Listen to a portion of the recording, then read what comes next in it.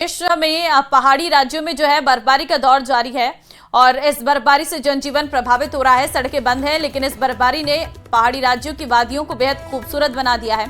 सफेद चादर ओढ़े पहाड़, झीलों पर बर्फ जमी सैलानियों के लिए किसी स्वर्ग से कम नहीं है। देश के 3 राज्यों से कुछ ऐसी तस्वीरें आई हैं। बर्फ के बीच सैलानी मस्ती करते दिख रहे, तो वहीं बीआरओ की टीम सड़क खोलने में जुटी है। प्रशासन लगातार राहत पहुंचा रहा है। 3 तस्वीरें राजौरी की, पिथौरागढ़ की, कुल्लू की आपको हम दिखा रहे हैं। पहली तस्वीर राजौरी की है, जहां पर बीआरओ की टीम बुलडोजर से सड़क बनाने का काम कर रही है, बर्फ को हटाने का काम किया जा रहा है। पिथौरागढ़ की भी तस्वीर आपको हम दिखा रहे हैं। उत्तराखंड के पिथौरागढ़ की यह तस्वीर है, जहां पर सैलानी इस मौसम का आनंद उठाते नजर आ रहे हैं। देखिए, सबसे पहले आपको उत्तराखंड की तस्वीरें दिखाते हैं, जहां के पिथौरागढ़ के बॉर्डर इलाकों में आप देख सकते हैं भारी बर्फबारी ने लोगों की मुश्किलें बढ़ा दी हैं। चीन सीमा से सटी दारमा और व्यास घाटी की सड़कें पूरी तरह से बंद हो गई हैं, जिससे ग्रामीणों को आने जाने में खासी परेशानी हो रही है।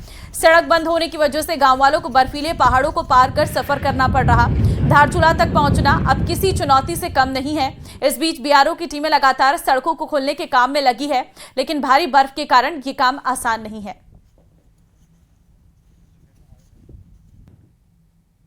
इन घाटियों में जो बर्फ से हमारी सड़क अवरुद्ध हुई थी, ग्रीफ भी लगी है और अन्य जहाँ जहाँ सेना भी लगी है, आईटीबी भी लगी है खोलने में। तो मुझे लगता है कि शायद 1-2 दिन में पूरी सड़क हमारे दुरुस्त हो जाएगी। और दारमा वैली में कुछ जगह स्लाइडिंग भी हुई है। उधर कश्मीर के राजौरी में भी भारी बर्फबारी की वजह से लोगों की मुश्किलें बढ़ गई हैं, जो आप तस्वीरों में देख सकते हैं। सड़कों पर करीब 2 से 3 फीट तक बर्फ जमी हुई है, जिसे हटाने के लिए बॉर्डर रोड्स ऑर्गेनाइजेशन की टीम लगातार काम कर रही है। बीआरओ की टीम सड़कों पर पड़ी बर्फ को हटाती नजर आई। बीआरओ की मशीनें लगातार बर्फ हटाने में लगी हैं और जल्द ही सड़कों पर पड़ी बर्फ की मोटी चादर को हटाने का काम पूरा हो जाएगा। बीआरओ के इस काम से स्थानीय निवासियों को राहत मिलेगी, क्योंकि ये सड़कें पूरे इलाके की लाइफलाइन कही जाती है। और उधर जम्मू कश्मीर के डोडा से खूबसूरत तस्वीर आई है। वहां पर मौसम सुहावना बना हुआ है। ठंडी हवाओं के बीच चारों ओर बर्फ से ढके पहाड़ बेहद खूबसूरत लग रहे हैं। कुछ दिनों पहले हुई भारी बर्फबारी के बाद डोडा में अब मौसम साफ है, जिससे इन पहाड़ी इलाकों में खूबसूरती और निखर कर आई है।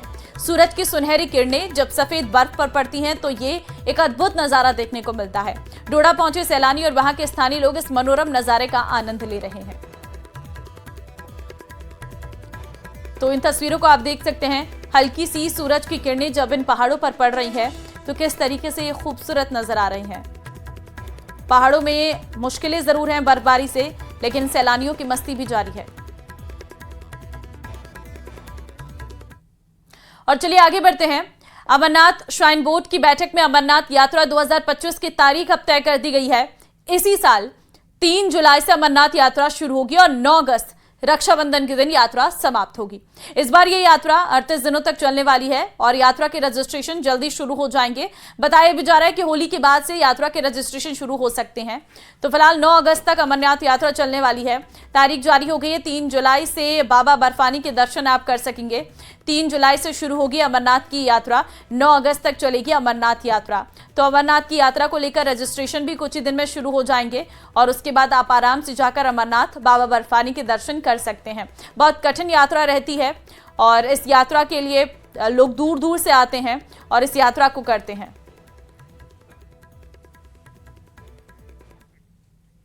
और चलिए आगे बढ़ते हैं। होली के नजदीक आने के साथ ही बूंदी में चारों ओर फागोत्सव की धूम मच रही है और इसी कड़ी में जन जन की आस्था की केंद्र भगवान चारभुजानाथ मंदिर में होली खेली गई। भगवान चारभुजानाथ के साथ होली खेलने की परंपरा के तहत मंदिर विकास समिति हर साल होली से 15 दिन पहले फागोत्सव शुरू करती है, जिसमें रोज सुबह 5 बजे मंदिर के पट खुलते हैं, जिसके बाद भारी संख्या में शहर के श्रद्धालुओं की भीड़ उमड़ती है। रोज महिलाएं सब मिलकर भजन कीर्तन कर रहे हैं, ठाकुर जी के साथ फूलों की होली और रंगों की होली खेल रहे हैं। यहाँ पर चारभुजा जी के यहाँ हमारे जन जन के आराध्य चारभुजानाथ के होली महोत्सव चल रहा है और ये हमारी वर्षों से पुरानी परंपरा है। यह पूरे बूंदी